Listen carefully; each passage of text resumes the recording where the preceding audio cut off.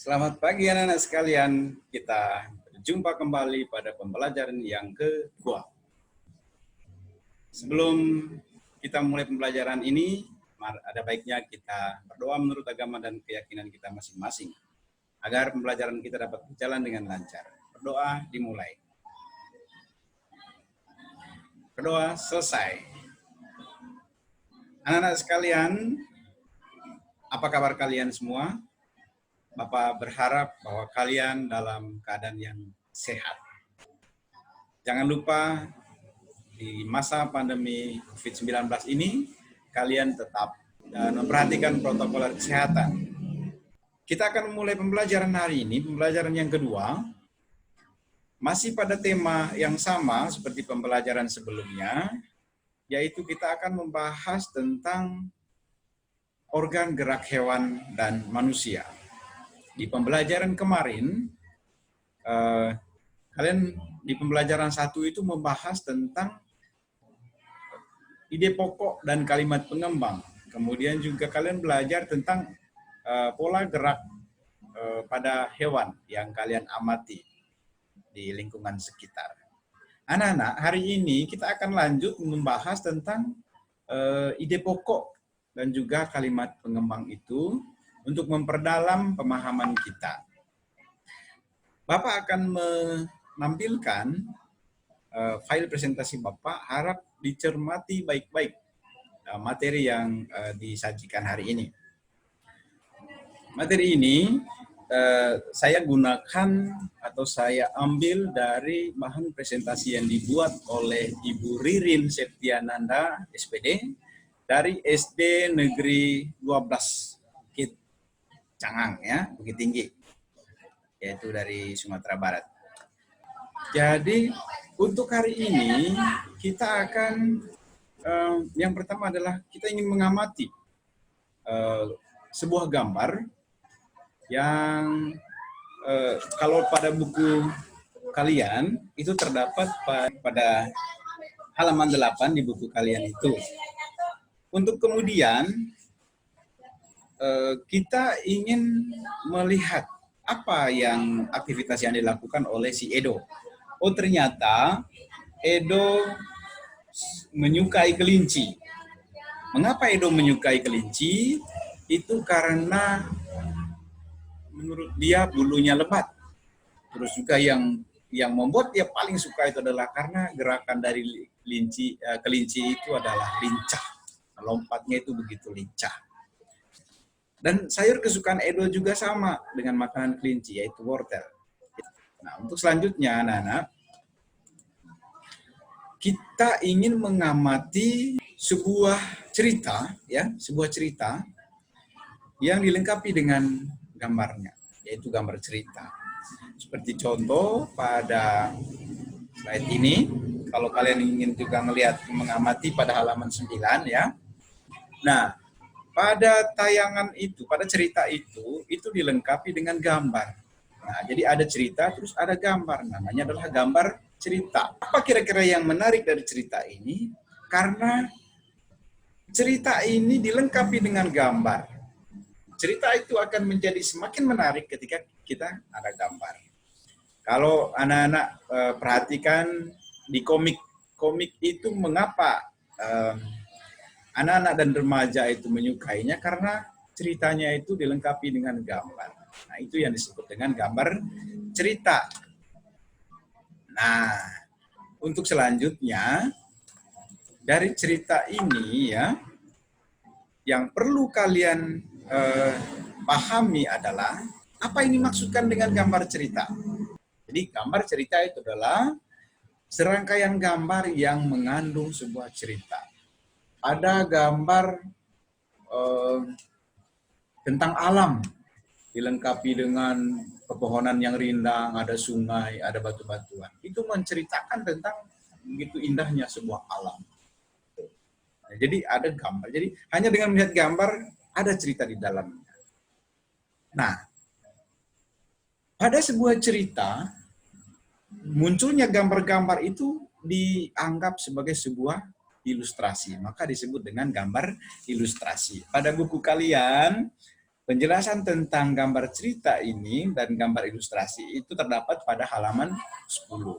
Itu silakan dibaca baik-baik sambil mendengarkan penjelasan Bapak. Nah, kalau tadi kita bahas tentang gambar cerita, lalu apa itu gambar ilustrasi?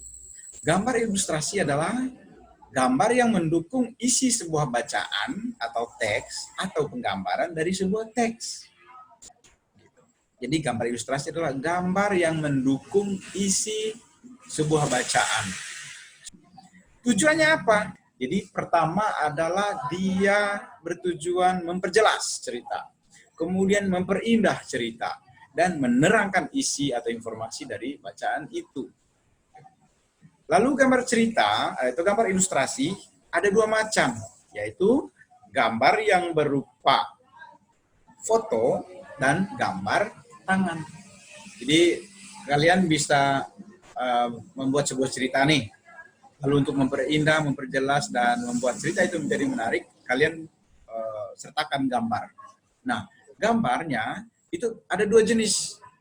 Bisa kalian menempelkan foto dengan gambar yang sudah ada, bisa juga dengan menggambar sendiri kalau pandai menggambar. Yang berikutnya adalah penggunaannya disesuaikan dengan kebutuhan dan isi bacaan atau teks. Jangan misalnya cerita tentang liburan di desa, tetapi gambarnya kalian ke mall. Nah, itu tidak mendukung atau tidak sesuai. Begitu ya. Kemudian ragamnya antara lain berupa cergam atau cerita bergambar, komik, pamflet, cover ya, kemudian kartun dan karikatur. Itu jenis-jenis dari gambar ilustrasi. Objeknya dapat berupa gambar manusia, bisa juga hewan, bisa juga tumbuh-tumbuhan, serta benda-benda yang ada di sekitar kita. Nah, gambar ini harus disesuaikan dengan isi atau bacaan. Jadi, tidak boleh bertentangan antara cerita dengan gambar. Jadi, ini dua hal penting yang harus kalian pahami dalam sebuah cerita. Jadi, ketika cerita itu ingin lebih menarik, lebih jelas, dan lebih enak untuk cermati, maka diperlukan gambar. Pada saat kalian ingin membuat gambar ilustrasi, perlu memperhatikan langkah-langkah membuatnya. Yang pertama adalah pikirkan gagasan. Gagasan itu sumber dari bacaan. Setelah menentukan gagasan, tentukanlah adegan apa yang akan digambar. Siapa saja tokohnya dan bagaimana suasananya serta media yang akan digunakan. Kemudian yang kedua adalah sketsa. Jadi langkah yang kedua ya. Sketsa itu apa? Rancangan gambar yang dibuat sesuai dengan gagasan. Tadi contoh kamu libur ke desa tempat kakek atau nenek. Kemudian bahwa kamu ingin menceritakan tentang begitu indahnya alam di tempat kakek di desa ya. Berarti kan kamu punya gagasan nih. Oh, alam di desa, ada pepohonan, terus ada sungai jernih ya, ada bebatu-batuan, ya, alam yang begitu asri. Berarti kan kalian sudah punya bayangan, oh, kalian ilustrasikan alam, pepohonan, gitu ya. Tiga, yang perlu diperhatikan dalam gambar ilustrasi itu adalah pewarnaan. Setelah kita buat sketsanya tadi, maka perlu diwarnai. Nah, pewarnaan dilakukan dengan dua cara. Pertama, memberi warna sesuai dengan aslinya. Kedua, memberi warna berdasarkan imajinasi sendiri. Apa saja yang alat yang digunakan untuk pewarnaan ini? Bisa cat air, bisa cat minyak, bisa pensil warna, spidol, atau alat-alat jenis lainnya. Ini 3 langkah yang harus kalian perhatikan dalam membuat gambar ilustrasi. Berikutnya adalah, media gambar yang bisa digunakan untuk menggambar. Pertama ada alas gambar ya, gitu. Itu wajib. Kemudian kedua adalah pewarna. Pewarna ini kan bisa pensil warna, bisa cat air seperti yang disebutkan. Selanjutnya adalah untuk dapat menceritakan apa yang terkandung di dalam gambar, diperlukan ketelitian dalam mengamati gambar. Selain itu juga diperlukan kemampuan dalam berbahasa, baik lisan maupun tulis. Nah, kalian diminta nih untuk menceritakan gambar ilustrasi di bawah ini. Jadi yang ingat, yang pertama adalah kalian cermati gambarnya baik-baik. Nah, berikutnya anak-anak sekalian, pada pembahasan kita kemarin ya, kita ingin memperhatikan organ gerak dari hewan-hewan yang ada di sekitar kita. Kita ingin lihat, oh ternyata kelinci itu melompatnya itu dengan menggunakan kaki. Jadi organ geraknya adalah kaki. Apa fungsinya dari organ gerak kaki pada kelinci? Yaitu untuk bergerak. Kelinci bergerak dengan meloncat menggunakan kaki. Kaki belakang kelinci lebih kuat dan panjang dibandingkan dengan kaki depannya itu. Tahukah kamu bahwa kelinci termasuk binatang mamalia? Binatang mamalia tergolong hewan vertebrata, yaitu hewan yang bertulang belakang. Dia memiliki tulang belakangnya, pada punggungnya itu terdapat tulang. Nah, di sekitarmu pasti banyak sekali hewan vertebrata lain selain kelinci. Nah, oleh karena itu silakan nanti kalian mengamati lingkungan sekitarmu, kira-kira binatang apa saja yang tergolong pada hewan vertebrata atau hewan yang memiliki tulang belakang. Nanti silakan dicatat, tulis hasilnya sesuai dengan tabel ini ya. Nanti ini silahkan kalian isi pada buku tulismu, itu terdapat pada halaman 14 di buku kalian ya.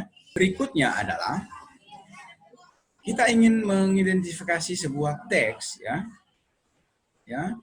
Mengidentifikasi sebuah teks bacaan. Kalau pada buku kalian itu adanya di halaman 16. Judulnya adalah Gerak Ikan dalam Air. Nah, yang perlu kalian lakukan adalah temukan ide pokok. Kalau kemarin kan kita sudah membahas tuh tentang ide pokok. Temukan ide pokok dan kalimat pengembang dari masing-masing paragraf pada teks tersebut, gitu ya. Bapak ingin menunjukkan kalian ide pokok dan kalimat pengembang dari masing-masing paragraf itu. Pada paragraf pertama, kita lihat ide pokoknya itu apa pada paragraf pertama. Kasih. Di kalimat pertama, di paragraf pertama itu ide pokoknya adalah ikan memiliki sistem gerak yang unik. Jadi sebelum kalian menentukan ide pokok, kalian baca dulu satu paragraf secara penuh. Kira-kira yang manakah yang bisa dianggap sebagai ide pokok? Mengapa kalimat pertama ini saya jadikan ide pokok?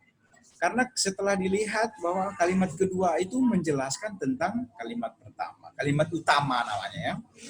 Maka sehingga ya kalimat kedua dari paragraf 1 itu kalian bisa lihat di buku halaman 16 itu. Kalimat kedua itu disebut dengan kalimat pengembang atau kalimat penjelas. Jadi sistem gerak pada ikan berbeda dengan hewan vertebrata yang lain. Itu adalah kalimat pengembang. Sekali lagi ya, paragraf pertama, ide pokoknya adalah ikan memiliki sistem gerak yang unik. Kalimat pengembangnya adalah sistem gerak pada ikan berbeda dengan hewan vertebrata yang lain. Itu menjelaskan sistem gerak hewan ikan ini bahwa dia unik. Apa yang uniknya? Oh, karena dia berbeda dengan hewan vertebrata yang lain. Itu kalimat pengembang. Paragraf kedua, apa ide pokoknya?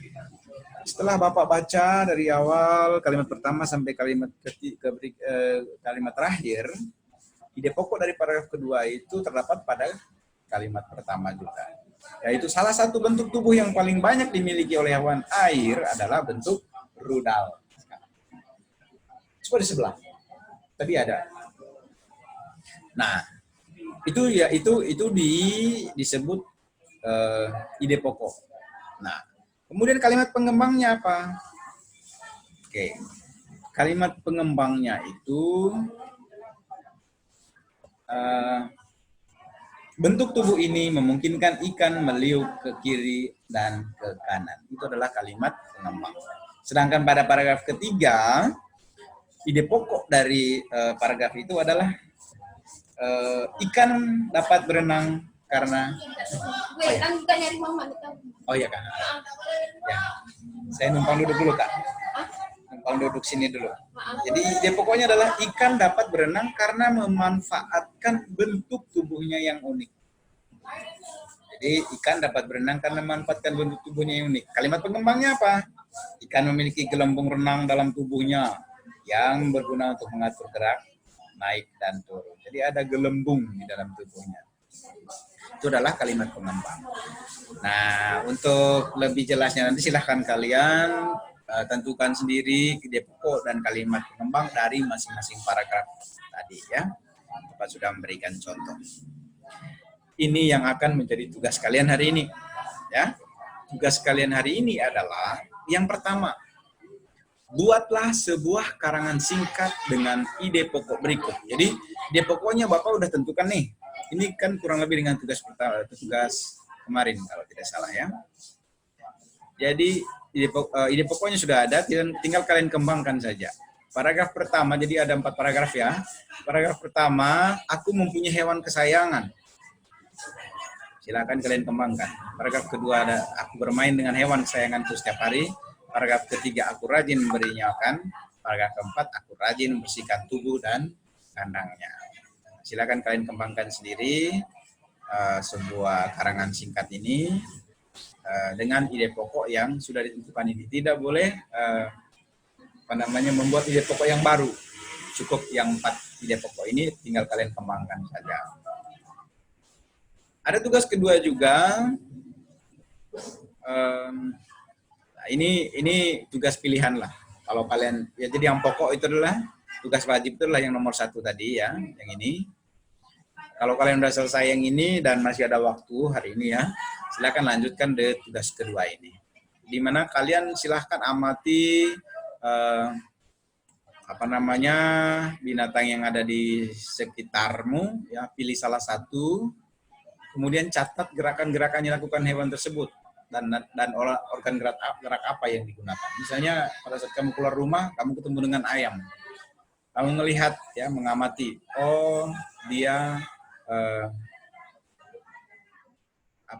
gerakannya berjalan ya, berjalan. Gitu. Oh ternyata alat gerak yang digunakan adalah kaki. Nah, itu salah satu contoh saja. Silakan kalian sesuaikan dengan binatang apa yang kalian temukan di sekitar ya. Anak sekalian, saya kira itu saja dulu yang perlu saya jelaskan hari ini. Untuk detail tugasnya nanti saya akan kirim ke grup kalian, grup WA. Kalau ada pertanyaan berkaitan dengan penjelasan ini dan juga bacaan materi yang kalian pelajari dari buku di pembelajaran 2 ini, silakan ditanyakan di grup. Atas perhatian kalian, Bapak ucapkan terima kasih. Jangan lupa tetap jaga kesehatan, tetap memperhatikan protokol kesehatan agar kita semua terbebas dari virus corona. Salam sehat dan sampai jumpa.